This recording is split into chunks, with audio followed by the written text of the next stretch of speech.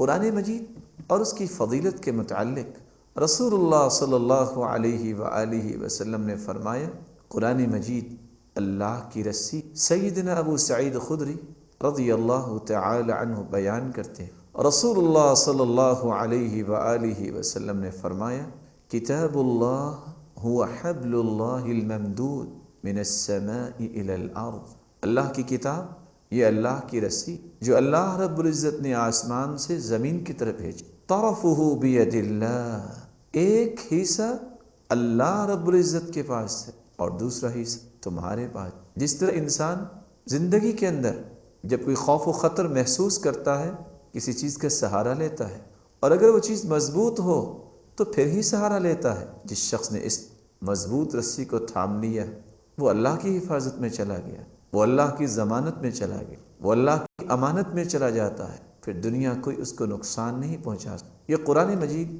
نور اور ہدایت کا منبع و مصدر ہے۔ سیدنا زید بن ارقم رضی اللہ تعالی عنہ روایت کرتے ہیں، رسول اللہ صلی اللہ علیہ وآلہ وسلم نے فرمایا، یا ایھا الناس فانما انا بشر، اے لوگو میں ایک بشر ہوں لیکن پوری بشریت کا سرتاج ہوں۔ یوشک ان یأتینی رسول ربی، قریب ہے کہ اللہ کی طرف سے کوئی پیغام لانے والا لے آئے، فاجیب، اور میں اس کے پیغام پہ لبیک کہہ دوں۔ وانا تارک فیکم ثقلین، میں دو چیزیں تم میں چھوڑ کے جا رہا ہوں، اولہما کتاب اللہ، ان دو چیزوں میں سے پہلی چیز اللہ کی کتاب ہے، فیہ الہدی والنور، اس کتاب میں ہی ہدایت ہے، اس کتاب میں ہی روشنی ہے۔ من استمسک بہ واخذ بہ کان علی الہدی، جس شخص نے اس کتاب کو مضبوطی سے تھام لیا اور اس کے مطابق اپنی زندگی کو ڈھال لیا، کان علی الہدی، تو یہ ہدایت یافتہ ہو جائے گا، یہ ہدایت یافتہ بن جائے گا۔ ومن اخطأ ضل، اور جس شخص نے اس بات میں غلطی کی کہ قرآن مجید سے تعلق نہ جوڑا، وہ شخص اپنی زندگی میں بھی غلطی کرے گا اور گمراہیوں کی طرف چلا جائے اور آخرت کی راہوں کو بھی گم پائے گا۔ فخذوا بکتاب اللہ واستمسکوا بہ، اس لیے اے لوگو تمہیں چاہیے کہ اللہ کی کتاب کو مضبوطی سے لے لو، واستمسکوا بہ، اور اسے تھام لو، تم گمراہیوں سے بھی بچ جاؤ گے، ہدایت یافتہ بھی بن جاؤ گے، اور تمہاری زندگی روشنی والی زندگی بن۔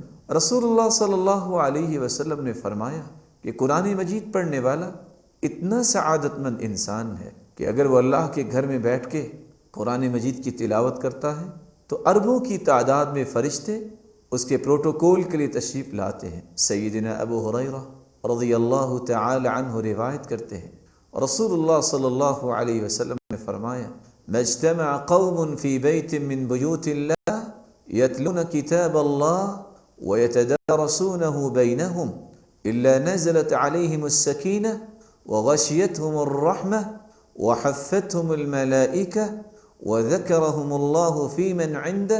جب بھی کوئی لوگ، جب بھی کوئی جماعت اللہ کے گھر میں بیٹھ کر قرآن مجید کی تلاوت کرتی ہے اور پھر اس کو سمجھنے اور سمجھانے کی کوشش کرتی ہے، اللہ بیائی عزت کی طرف سے فوراً ان پہ سکون نازل ہو جاتا ہے اور رحمت ان کو ڈھانپ لیتی ہے، فرشتے ان کے پاس تشریف لاتے ہیں، اس مجلس کو رحمت کے فرشتے گھیر لیتے ہیں۔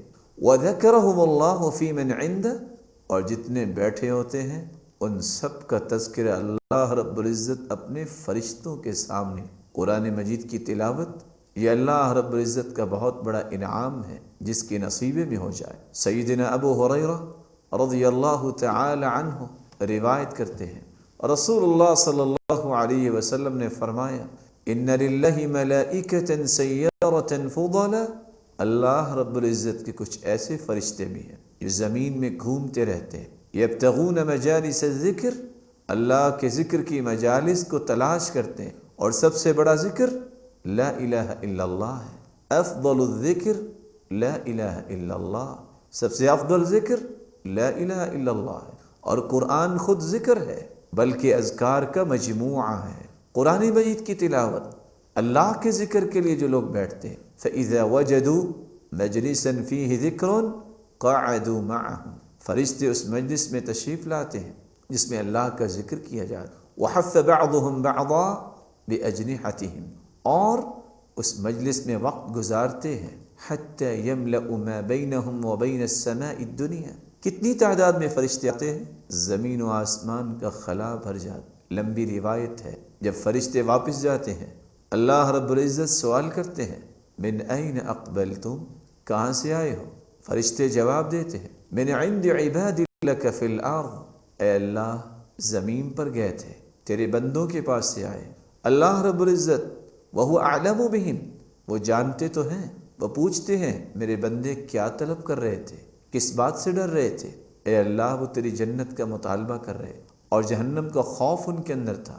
اللہ رب العزت فرماتے ہیں قد غفرت لهم فاعطيتهم ما سألوا واجرتهم مما استجاروا.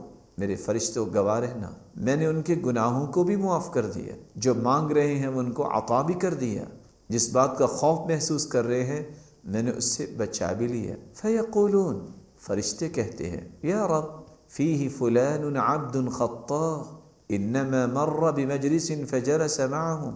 اے اللہ ان لوگوں میں تو ایک ایسا انسان بھی تھا جس مجلس کے پاس سے گزر رہا تھا اور وہ ویسے ہی بیٹھ گیا. فیقول وَلَهُ غَفَرْتُ هُمُ الْقَوْمُ لَا يَشْقَى بِهِمْ جَلِيسُهُمْ.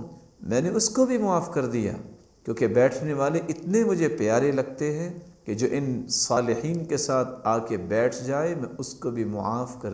قرآن مجید کی تلاوت یہ تو حقیقت میں اللہ اور اس کے رسول کی محبت کی دلیل ہے. سیدنا عبداللہ ابن مسعود رضی اللہ تعالی عنہ روایت کرتے ہیں رسول اللہ صلی اللہ علیہ وسلم نے فرمایا من سرہ ان یحب اللہ ورسولہ فلیقرأ فی المصحف.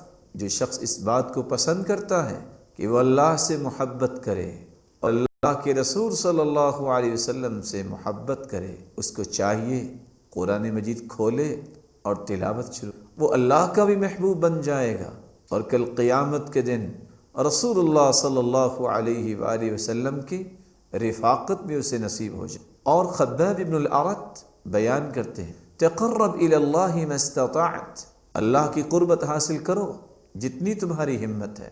وَاعْلَمْ أَنَّكَ لَن تَتَقَرَّبَ إِلَيْهِ بِشَيْءٍ أَحَبَّ إِلَيْهِ مِنْ كَلَامِهِ.